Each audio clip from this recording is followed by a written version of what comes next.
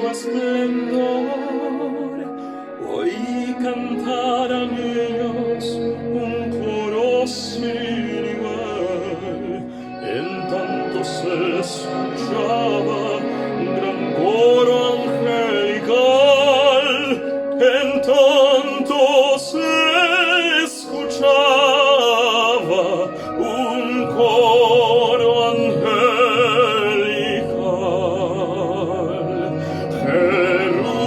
Jerusalén, Jerusalén, prorrumpe en voz triunfal. Hosana en las alturas, hosana al Señor tu Rey. Gloria a Dios. Muy pronto vendrá nuestro Rey por nosotros y viviremos con Él por la eternidad.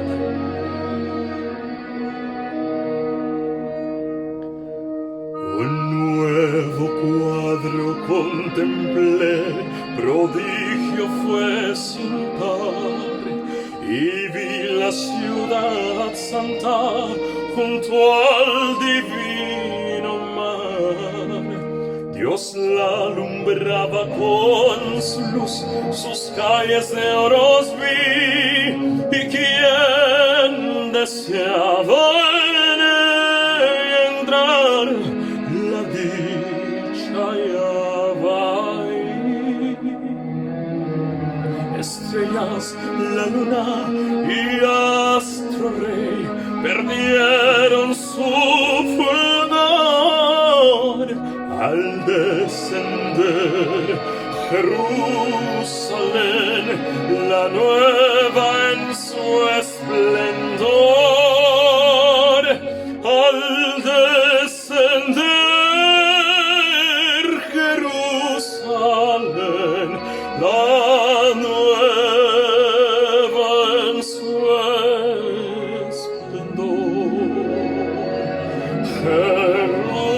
Jerusalén, Jerusalén, prorrumpe en voz triunfal. Hosana en las alturas, hosana al Señor tu Rey.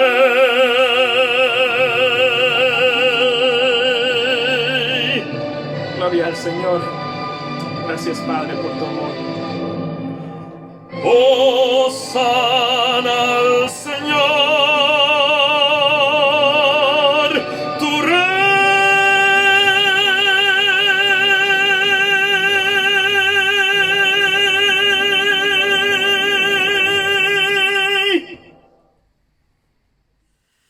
Buenas tardes, queridos hermanos. Continuamos en esta semana de oración con el tema de la fraternidad.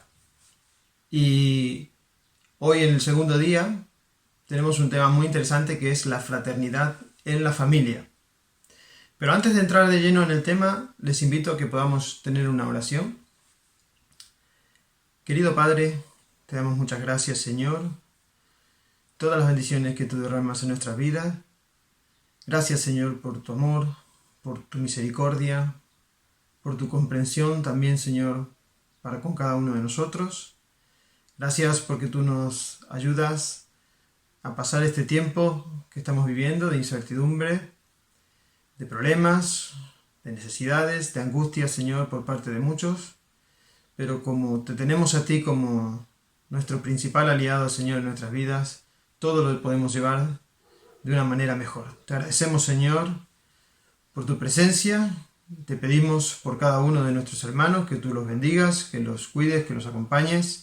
Y gracias por todas las bendiciones que tú nos das, Señor. Perdona nuestras faltas, nuestros pecados, en el nombre de Jesús. Amén. Bien, queridos hermanos, hoy toca un tema que es la fraternidad en la familia. Y para comenzar, yo diría que hay tres palabras muy importantes que son el fundamento para que haya fraternidad en la familia o dentro de la familia. El primer término sería la palabra hogar. El término hogar, el significado hace referencia a un lugar cálido, a un lugar donde hay unos vínculos profundos. Y es cierto, porque ¿cuántas veces hemos escuchado la frase decir, estoy deseando llegar a mi hogar?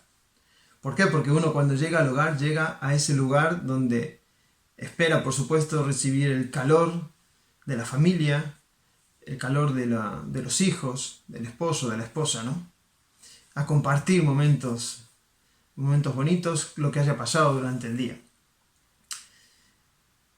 Por otro lado, hay otro término muy importante que es la palabra matrimonio. Sabemos que el matrimonio fue la corona de la creación. Fíjense si es algo importante, ¿verdad? Con toda la creación que hizo Dios, de lo último que hizo fue instituir o crear el matrimonio. De hecho, allí en Génesis 2 dice que fueron una sola carne, ¿no? Eso podríamos decir que fue una unidad, que Dios creó una unidad compuesta de dos personas, pero una unidad. Y el tercer término, muy importante para que también haya o tenga vigor la palabra fraternidad, tenga importancia, es la palabra familia, por supuesto. ¿Qué es la familia? La familia es un lugar o un espacio donde el amor permanece para siempre, ¿verdad? Podríamos decir que es el vínculo más tierno y sagrado de la tierra. Así que ahí tenemos los tres términos más importantes que vamos a tocar en este tema de la fraternidad dentro de la familia, ¿no? Bien, pero para empezar deberíamos decir también que hay dos tipos de fraternidad. Una fraternidad puede ser también tóxica. ¿Cómo es esto? Si buscamos en el libro de Génesis, en el capítulo 4, versículo 9, allí encontramos el primer ejemplo de lo que puede ser una fraternidad, o lo que fue ya una fraternidad tóxica. Dice, ¿acaso soy yo guarda de mi hermano? ¿Quién fue que dijo estas palabras? Todos lo sabemos muy bien, ¿verdad? Fue Caín. Él fue quizás el primer ejemplo de fraternidad tóxica. ¿Y por qué? ¿Qué elementos se destacaban en Caín? ¿Qué características podemos ver en Caín? Primeramente, pues vemos que en Caín hubo rebelión, en Caín hubo egoísmo, era palpable, se veía, ¿no? Nació el odio dentro de su corazón, de su mente. También se puede ver claramente la irresponsabilidad en la personalidad de Caín. Por supuesto, había una indiferencia muy notoria. Y una de las cosas más evidentes que podemos ver en Caín fue la envidia también. Y más cosas, resentimiento, rivalidad. Así que ahí ya vemos que Caín es casi, podríamos decir, casi el promotor o el primero que interviene en una fraternidad, pero intoxicando un poco esa familia o esa fraternidad, ¿no? Y lo segundo que quería comentar es que también todo esto que estamos hablando a nivel de familia, tenemos que estar atentos a que esto también puede pasar dentro de la iglesia, ¿verdad? Entre los hermanos, entre cada uno de nosotros que somos hermanos. Así que todas estas características que he nombrado de Caín son cosas que pueden experimentarla o vivirla algún hermano dentro de la iglesia también. Lo cual hace que eso se convierta la fraternidad en algo tóxico, ¿vale? Bien. Otro aspecto sería, hemos hablado de esa relación entre los hermanos, y luego otro aspecto que puede convertir la fraternidad en algo tóxico es la relación en el matrimonio. ¿De dónde surge este problema? ¿O en base a qué texto podríamos decir surge este problema? Si buscamos el libro de Efesios en el capítulo 5, de los versículos 21 al 27, todos sabemos muy bien que allí Pablo está hablando acerca de los maridos y de las mujeres, ¿no? Y de la relación de ellos. Yo voy a leer el texto para ahora comentar un poquito. Fíjense, allí en el versículo 21 dice: someteos unos a otros en el temor de Dios. Las casadas estén sujetas a sus propios maridos, como al Señor, porque el marido es cabeza de la mujer, así como Cristo es cabeza de la Iglesia, la cual es su cuerpo, y Él es su Salvador. Así que como la Iglesia está sujeta a Cristo, así también las casadas lo estén a sus maridos en todo. Maridos, amad a vuestras mujeres, así como Cristo amó a la Iglesia y se entregó a sí mismo por ella, para santificarla, habiéndola purificado en el lavamiento del agua por la palabra, a fin de presentársela a sí mismo una iglesia gloriosa, que no tuviera mancha, ni arruga, ni cosa semejante, sino que fuera santa y sin mancha. Bien. ¿Cuál es el problema de este texto? Que surgió en su momento y que hasta el día de hoy perdura en muchos matrimonios, ¿no? Incluso en algunas partes dentro de la iglesia. Al interpretar este pasaje de la Biblia de una manera androcéntrica, qué término más raro, ¿no, Walt? ¿Qué estás diciendo? Androcéntrica, no es tan difícil. Andro, hombre, céntrica, ¿no? ¿Qué querrá decir? Que el hombre es el centro, ¿vale? Que todo gira alrededor de él, se cree superior, ¿vale? Al interpretar este texto de una manera androcéntrica, ¿qué pasa? Que esto, sobre todo en el término cabeza, cuando dice que el marido sea cabeza de la mujer, esto llevó a que todavía hoy exista la creencia errónea, por supuesto, errónea, de la doctrina del matrimonio, jerárquico, ¿vale? Esto ha llevado, por supuesto, a la infelicidad de muchos matrimonios. Bueno, por supuesto, sobre todo, a la infelicidad de la mujer, ¿no? Obviamente. ¿Por qué? Porque ha tenido que sufrir dominación, sumisión, humillación, incluso hasta el punto de considerarse inferior al hombre, la mujer, ¿no? La verdad que es una muy mala interpretación, convenientemente para el hombre, claro está, ¿no? Bien, así que en base a este texto es donde se puede aportar cosas negativas hacia en el tema de la fraternidad en el matrimonio, ¿no? Evidentemente, cuando un matrimonio tiene este tipo de características donde el hombre es prácticamente, como se suele decir, el rey de la casa, quien manda, quien ordena, y la mujer es como una sirvienta, pues evidentemente ahí no existe la fraternidad, ¿no? Bien, hemos identificado dos problemas que tienen que ver con que una fraternidad se convierta en algo tóxico. Pero nosotros tenemos que apuntar a la fraternidad tónica, ¿vale? A la fraternidad que tonifica realmente. Miren, hay un texto en Salmos 133, versículo 1, que dice: He aquí cuán bueno, cuán agradable es que los hermanos habiten juntos en armonía. Juntos en armonía. Ay, si Caín hubiese escuchado este versículo más veces, ¿verdad? ¿Qué conlleva ese término, esa palabra armonía? ¿Qué es lo que conlleva? ¿De qué se alimenta ese término armonía? Armonía entre los hermanos. Pues es fácil, es muy fácil. ¿Qué características tiene ese tipo de armonía entre los hermanos? Pues que haya cordialidad, que haya cortesía entre los hermanos, que hayan unas manifestaciones mutuas de amor, ¿no? De unos hacia los otros, que se le reste importancia a posibles diferencias, discusiones, por muy grandes o por muy pequeñas que sean, ¿no?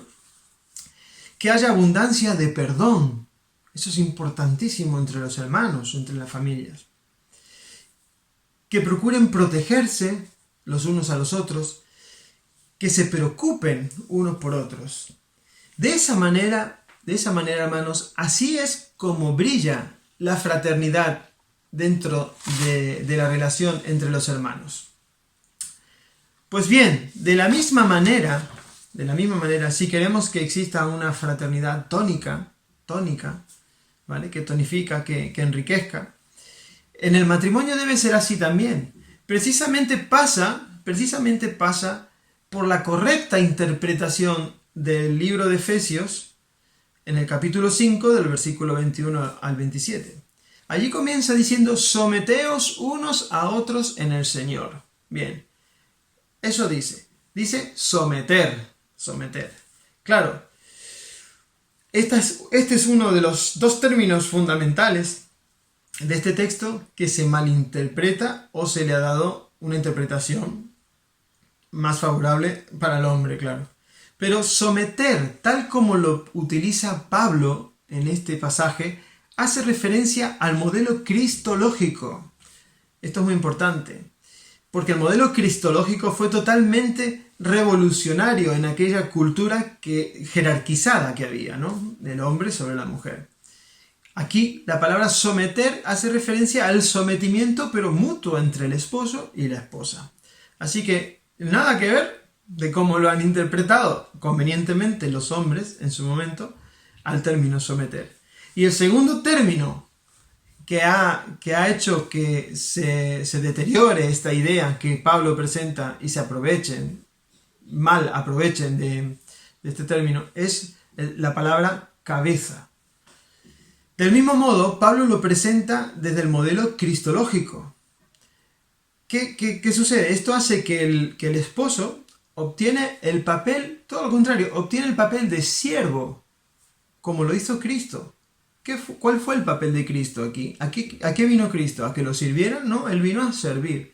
Y Pablo está presentando el término cabeza, pero desde el modelo cristológico, con lo cual hace que el hombre obtenga el papel de siervo, ¿no? Y lo coloca al servicio de la mujer, pero no implica desigualdad. Designa una función realmente de liderazgo servicial. Dentro de un marco de sumisión mutua, y lo cual esto lo que hace es que cambia el concepto, ¿vale? Ahora el concepto es de jerarquía invertida, sería al revés, ¿vale? Así que debemos amar como Cristo amó. ¿Cómo amó Cristo? Él se dio a sí mismo. Y eso es lo que está intentando transmitir realmente Pablo con este término, en este texto que él aconseja al matrimonio realmente. Por lo tanto, hermanos, ¿qué conclusión deberíamos sacar nosotros de todo esto? Pues una muy importante. Cualquier teoría que defienda una relación jerárquica entre el hombre y la mujer es incompatible con la revelación divina. Eso no es bíblico. Eso no es bíblico. Dios creó al hombre y a la mujer por igual. Una sola carne, una unidad compuesta, ¿vale? Por dos personas al mismo nivel, ¿vale? Y luego, muy importante, necesitamos hacer un cambio de paradigma, ¿vale?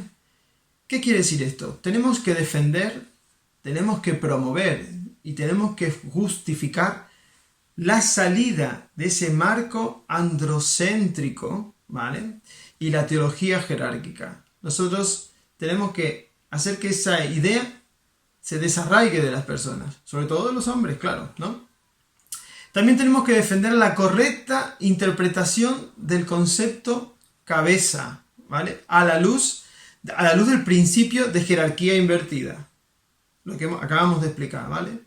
Cabeza precisamente no se refiere a que el hombre tiene que dominar a la mujer, no, al contrario, sino que está haciendo referencia a cómo Cristo era cabeza de la iglesia y fue el principal servidor, ¿verdad? En este mundo. Él se dedicó a servir, ¿vale? Y también tenemos que defender o promover la idea de un liderazgo servicial. Sí, el hombre tiene que ser cabeza, pero tiene que ser líder, pero en el sentido de servir a los demás. Tal como lo expresa Jesús mismo en el libro de Mateo, en los versículos 25 al 28, él allí lo presenta.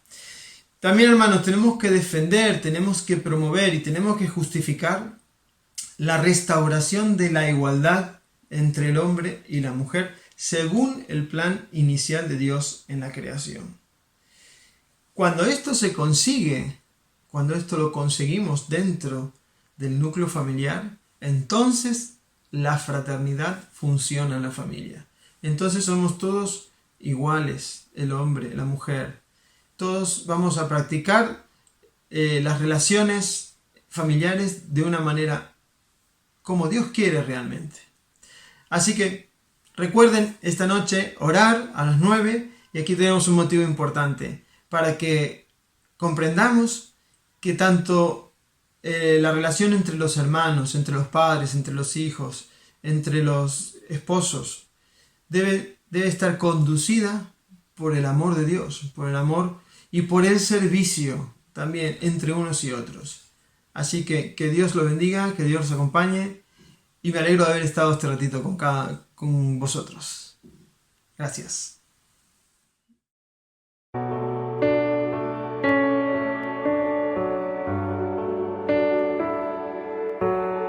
Unidos en espíritu, unidos en verdad, venimos ante ti, Señor, confiando en tu verdad.